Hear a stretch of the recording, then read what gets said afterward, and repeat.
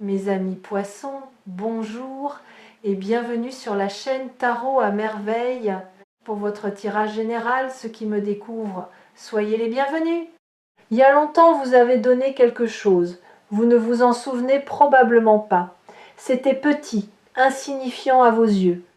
Quelques pièces peut être un billet, peut être un geste financier que vous avez fait sans réfléchir, sans calculer, sans attendre quoi que ce soit en retour. Peut être que vous avez payé le café de quelqu'un. Peut être que vous avez laissé un pourboire plus généreux que d'habitude. Peut être que vous avez prêté de l'argent en sachant qu'on ne vous le rendrait pas et que vous l'avez fait quand même parce que la personne en face avait besoin et que vous aviez la possibilité.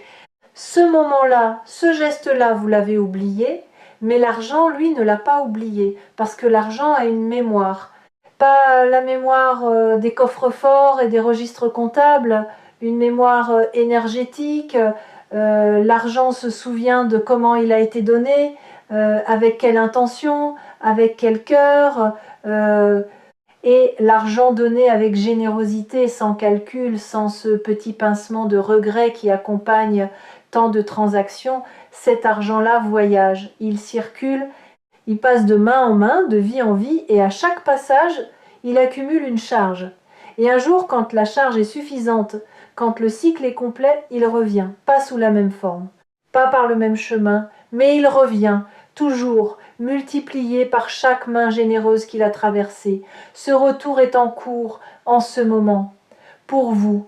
Et aujourd'hui, je vais vous raconter le voyage de cette pièce, de votre pièce, pour que vous compreniez non seulement ce qui arrive, mais pourquoi cela arrive maintenant, et surtout comment l'accueillir sans que vos vieux réflexes ne le sabotent. Suivez la pièce.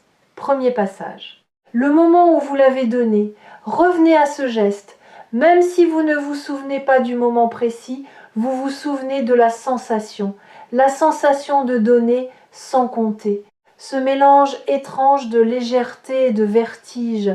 Légèreté parce que donner libère, vertige parce que quelque chose en vous murmurait que vous ne pouviez pas vous le permettre, que c'était imprudent, que vous auriez besoin de cet argent plus tard. Ce murmure, c'était la voix de la rareté. La voix ancienne, héritée, transmise de génération en génération, qui dit que l'argent est limité, fragile, toujours sur le point de manquer, et malgré cette voix, vous avez donné, vous avez choisi la générosité plutôt que la peur, et ce choix, aussi petit qu'il paraisse, a mis en mouvement quelque chose que vous ne pouviez pas voir. Parce que chaque acte de générosité pose une question à l'univers. Pas une question formulée avec des mots, une question posée avec l'énergie. Et cette question est: suis-je dans un monde de rareté ou dans un monde d'abondance? Si vous retenez chaque centime avec la terreur de celui qui pense que rien ne reviendra, vous répondez rareté. Et le monde, fidèle miroir de vos croyances, vous envoie exactement assez pour survivre. Juste assez. Jamais plus. Mais si vous donnez, si vous laissez circuler avec confiance, même quand la logique vous dit de retenir, vous répondez abondance. Et le monde ajuste sa réponse en conséquence. Votre geste de générosité passé a envoyé cette réponse. Et la réponse de l'univers est en route. Deuxième passage. Le voyage invisible. Votre pièce a quitté vos mains et a commencé un voyage que vous n'avez pas pu suivre. Elle est entrée dans la vie de quelqu'un d'autre. Et dans cette vie, elle a fait quelque chose, peut être qu'elle a permis un repas, peut être qu'elle a comblé un manque juste assez pour éviter une crise, peut être qu'elle a simplement rappelé à quelqu'un que la bonté existe encore dans ce monde. Et cette personne, touchée par votre geste, consciemment ou non, a à son tour fait circuler quelque chose, pas nécessairement de l'argent, peut être de la gentillesse, peut être de l'aide, peut être un sourire qui a changé la journée de quelqu'un d'autre. Et ainsi votre pièce s'est transformée. Elle a cessé d'être un objet métallique pour devenir une onde de générosité qui s'est propagée de personne en personne, invisible, silencieuse mais réelle. Et cette onde a touché des vies que vous ne connaîtrez jamais, des gens que vous ne croiserez jamais, des histoires dont vous n'entendrez jamais parler, mais qui existent, et qui portent quelque part dans leur trame l'empreinte de votre geste initial. Ce voyage invisible est la partie de l'abondance que personne ne vous enseigne. Les livres de finances parlent d'investissement, de rendement, de stratégie, mais ils ne parlent jamais du voyage invisible. De cette circulation souterraine qui transforme la générosité en retour, la confiance en récompense et la foi en manifestation concrète. Et votre pièce a voyagé longtemps, parce que le cycle devait être complet, parce que l'onde devait toucher suffisamment de vie, parce que vous, de votre côté, deviez être prêt à recevoir le retour. Et cette préparation, elle ne se fait pas en un jour. Elle se fait à travers un processus profond de transformation intérieure que vous ne mesurez peu, être pas encore. Mais avant de parler de cette transformation, laissez-moi vous dire quelque chose sur la patience. La patience financière est la forme de patience la plus difficile à cultiver, parce que le manque d'argent n'est pas abstrait, il est concret, il se manifeste dans les choix que vous ne pouvez pas faire, dans les expériences que vous devez refuser, dans cette anxiété physique presque viscérale qui vous saisit quand une facture arrive et que le solde ne suit pas. Et dans ces moments-là, parler de patience semble insultant, presque cruel. Je ne minimise pas ce que vous avez traversé, les nuits blanches, les calculs incessants. Cette sensation d'être prisonnier d'une machine qui exige toujours plus et donne toujours moins. Mais je veux que vous regardiez cette période avec des yeux neufs, pas avec les yeux de la victime, avec les yeux de l'alchimiste qui sait que le plomb doit passer par le feu pour devenir or, et que le feu, aussi douloureux soit-il, n'est pas la fin du processus. Il est le processus. Chaque moment de manque que vous avez vécu a brûlé une couche de croyances limitantes. Chaque nuit blanche a dissous un fragment de la peur héritée. Et ce qui reste après le feu, après la combustion de tout ce qui n'était pas vous, c'est l'or. L'or de votre rapport purifié à l'argent. L'or de votre capacité à recevoir sans peur et à donner sans regret. Troisième passage, votre transformation silencieuse. Pendant que votre pièce voyageait, vous avez changé, pas de manière visible, de manière souterraine. Votre rapport à l'argent s'est modifié lentement, presque imperceptiblement, au fil des expériences et des prises de conscience accumulées. Il y a eu le moment où vous avez compris que votre valeur n'était pas liée à votre compte en banque. Ce moment n'est peut être pas venu dans un éclair de lucidité. Il est peut être venu dans la fatigue, dans l'épuisement de courir après une sécurité financière qui semblait toujours fuir devant vous. À un moment donné, quelque chose en vous a dit assez, non pas assez d'argent, assez de courses, assez de cette équation toxique qui fait de votre solde bancaire le thermomètre de votre dignité. Et dans ce assez aussi discret qu'il ait pu être, une porte s'est ouverte. Il y a eu aussi le moment où vous avez cessé de vous comparer. Ce moment où vous avez regardé la réussite financière des autres, non plus avec ce mélange d'envie et de honte qui vous était si familier, mais avec une forme de détachement neuf, pas de l'indifférence, du détachement, la capacité de reconnaître le parcours de l'autre sans en faire le miroir de votre propre échec. La capacité de vous dire « leur chemin est le leur, le mien est le mien, et les deux ont leur propre timing ». Et il y a eu, plus récemment, un moment encore plus subtil, le moment où vous avez commencé à vous sentir riche. Pas riche au sens financier, riche au sens existentiel, riche de vos expériences, de vos liens, de votre capacité à ressentir profondément la vie, de votre aptitude à trouver de la beauté dans ce qui est gratuit, un coucher de soleil, un silence partagé, un rire d'enfant. Vous avez commencé, sans le nommer, à accéder à une forme d'abondance intérieure qui ne dépend d'aucun chiffre. Et c'est exactement cette transformation-là qui rend le retour de votre pièce possible maintenant. Parce que l'univers n'envoie pas l'abondance financière à quelqu'un qui la confond avec sa valeur personnelle. Il l'envoie à celui qui sait que sa valeur existe indépendamment de tout chiffre, à celui qui peut recevoir de l'argent sans se perdre dedans, sans en devenir esclave, sans le confondre avec l'amour, le pouvoir ou la preuve de son mérite. Vous êtes devenu cette personne. Et la pièce le sait. Il y a un phénomène que les scientifiques appellent le point de basculement. C'est le moment où une accumulation lente de petits changements produit soudainement un effet massif. L'eau qui chauffe degré par degré ne semble rien faire de spectaculaire. Puis à 100 degrés, elle se transforme en vapeur. Ce n'est pas le 100e degré qui a fait bouillir l'eau. Ce sont les 99 qui l'ont précédé. Chacun a contribué, chacun était nécessaire, et aucun pris isolément ne semblait faire de différence. Votre transformation financière intérieure fonctionne exactement de la même manière. Chaque prise de conscience, chaque moment de détachement, chaque instant de gratitude pour ce que vous avez déjà a été un degré invisible, apparemment sans effet.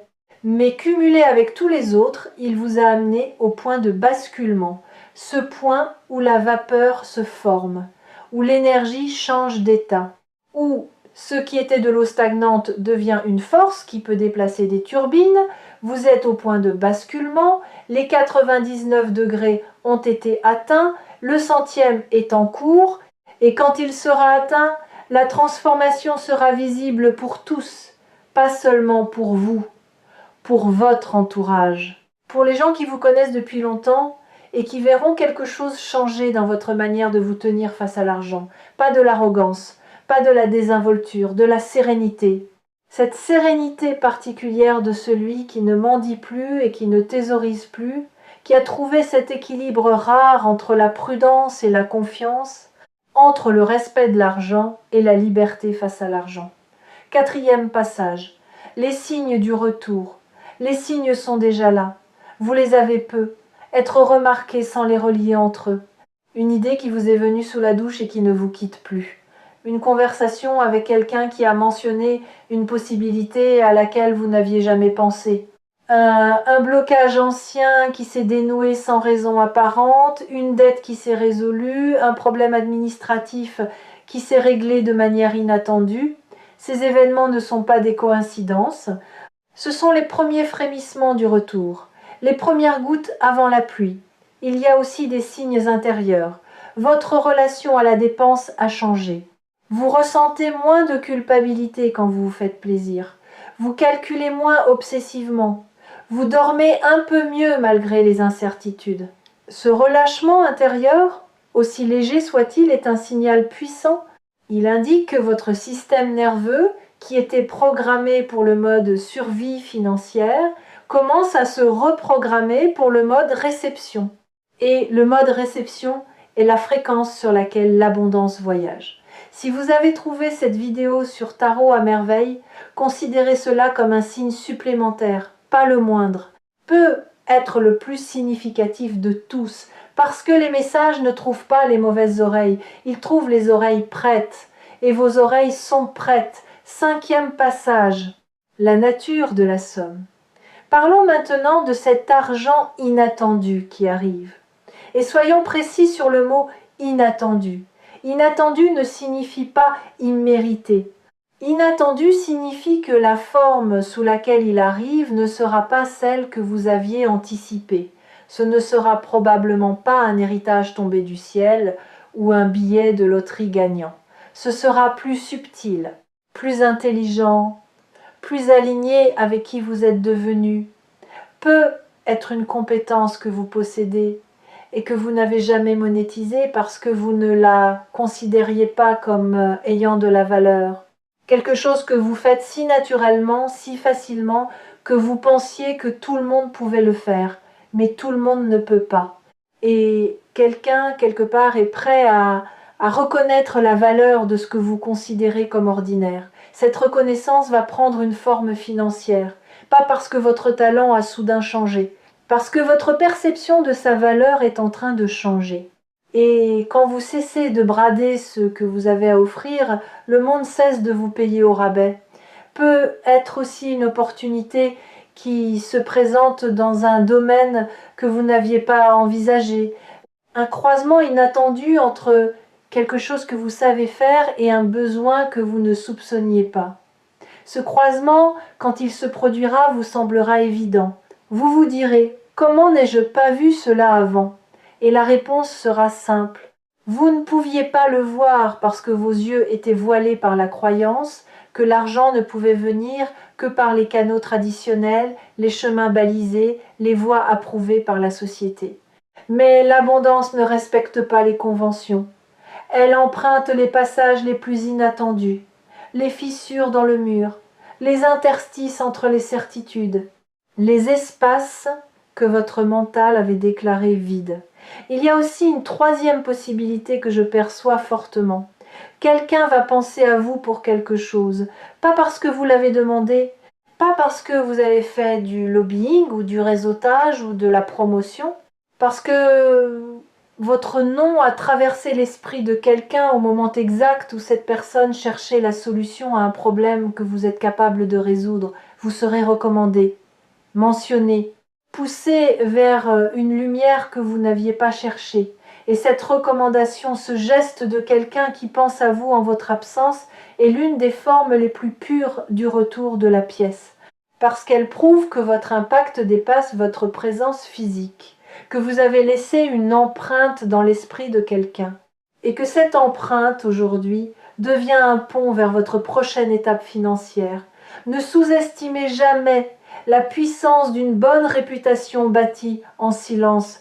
Les gens qui travaillent avec intégrité, qui donnent plus qu'ils ne promettent, qui traitent les autres avec respect indépendamment de leur statut, ces gens-là plantent des graines dans l'esprit de chaque personne qu'ils croisent. Et ces graines, un jour, fleurissent sous forme d'opportunités. Pas des opportunités bruyantes, des opportunités précises, calibrées, taillées sur mesure pour correspondre exactement à ce que vous êtes et à ce que vous pouvez offrir. 6e passage. Le piège du retour. Et voici la partie que je dois vous dire avec la plus grande clarté, parce que l'argent qui revient porte avec lui un test, pas un test punitif, un test de cohérence. Le test est simple. Quand cette somme arrivera, resterez-vous la personne que vous êtes devenue ou reviendrez-vous à la personne que vous étiez? La personne que vous étiez avait peur, elle accumulait par anxiété, elle retenait par terreur du manque. Elle se sentait coupable de posséder et honteuse de manquer. La personne que vous êtes devenue circule. Elle donne avec confiance. Elle reçoit avec gratitude. Elle comprend que l'argent est un flux, pas un stock. Que la richesse véritable se mesure à la vitesse à laquelle l'énergie circule à travers vous, pas à la quantité que vous parvenez à retenir. Le piège, c'est la régression. Quand l'argent arrive après une longue période de manque, les vieux réflexes se réactivent, la peur se réveille, l'anxiété reprend sa place, et soudain vous vous retrouvez à serrer les poings sur ce que vous venez de recevoir, terrifié à l'idée que cela disparaisse. Si vous cédez à ce réflexe, le flux se coupe, le robinet se ferme, et vous vous retrouvez exactement là où vous étiez avant, avec un peu plus d'argent mais la même peur, ce qui revient au même. La clé est de rester dans le mouvement, de continuer à circuler, de continuer à donner, même quand la peur dit de retenir, de continuer à investir en vous-même, dans vos rêves, dans votre bien-être, même quand la voix de la rareté murmure que vous devriez tout garder pour les jours difficiles. Les jours difficiles, vous les avez déjà traversés. Ils vous ont enseigné tout ce qu'ils avaient à enseigner. Il est temps d'appliquer ces leçons, pas de les revivre. Un mot que j'aimerais vous offrir ici. Un mot à garder comme une amulette contre la régression. Ce mot, c'est circuler. Quand vous sentez la peur se resserrer autour de votre argent, murmurez-le. Circulez, pas dépenser, pas dilapider, circulez. Comme le sang circule dans le corps. Si le sang s'arrête dans une artère, c'est la crise cardiaque. Si l'argent s'arrête dans vos poings serrés, c'est la crise d'abondance. Gardez le flux vivant, gardez le mouvement actif. Et la somme inattendue ne sera pas un événement isolé. Elle sera le premier chapitre d'une histoire financière entièrement nouvelle. La pièce que vous avez donnée il y a longtemps est sur le chemin du retour. Elle a traversé des mains, des vies, des continents, peut être. Elle a semé dans chaque sol qu'elle a touché et récolté dans chaque cœur qu'elle a effleuré. Et maintenant, chargée de tout ce voyage, amplifiée par chaque acte de générosité qu'elle a inspiré, elle revient vers vous, non pas comme une pièce, comme une vague. Et cette vague porte avec elle plus que de l'argent. Elle porte la confirmation que vous vivez dans un monde d'abondance, que la générosité n'est pas une perte, que la confiance n'est pas de la naïveté, et que le cœur est un meilleur comptable que le mental ne le sera jamais. Les habitués des messages partagés sur Tarot à merveille reconnaîtront ici un thème qui revient sous des formes différentes, mais qui porte toujours la même. Essence, l'idée que ce que vous envoyez dans le monde revient vers vous, transformé, amplifié, mûri par le voyage, et que la seule chose qui détermine la qualité du retour, c'est la qualité de l'envoi. Vous avez envoyé de la générosité, vous recevrez de l'abondance, vous avez envoyé de la confiance, vous recevrez de la sécurité, vous avez envoyé de l'amour à travers chaque geste financier posé avec le cœur plutôt qu'avec la peur, et cet amour revient sous la forme la plus concrète qui existe dans le monde matériel, sous la forme d'argent. Septième passage. L'accueil. L'argent est presque là, vous le sentez. Peut-être pas encore dans votre portefeuille, mais dans votre corps, oui. Dans ce relâchement subtil des épaules qui se produit quand quelque chose en vous sait, avant la preuve que tout ira bien. Dans cette légèreté nouvelle que vous portez certains matins, sans raison logique, simplement parce que votre être profond perçoit l'approche du changement. Accueillez-le avec la dignité de quelqu'un qui ne mendie pas, mais qui ouvre la porte, avec la grâce de celui qui dit merci avant même de voir ce qui se trouve dans le paquet, avec la maturité de celui qui comprend que l'argent est un outil et non un maître, un serviteur et non un juge, un courant et non une destination. Quand la somme sera là, quand vous la tiendrez entre vos mains sous quelque forme qu'elle prenne, posez-vous une seule question, pas combien, pas comment la faire fructifier, pas comment la protéger. Une seule question, quelle part de cette somme vais-je remettre en circulation?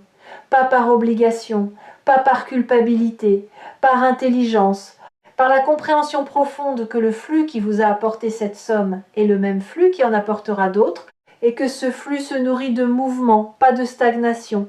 Il y a une dernière chose que je veux vous dire avant que cette pièce ne frappe à votre porte. L'argent qui arrive va changer votre vie, oui, mais pas de la manière dont les gens imaginent habituellement quand ils entendent changer sa vie financière. Il ne va pas vous transformer en une autre personne. Il ne va pas résoudre tous vos problèmes d'un coup.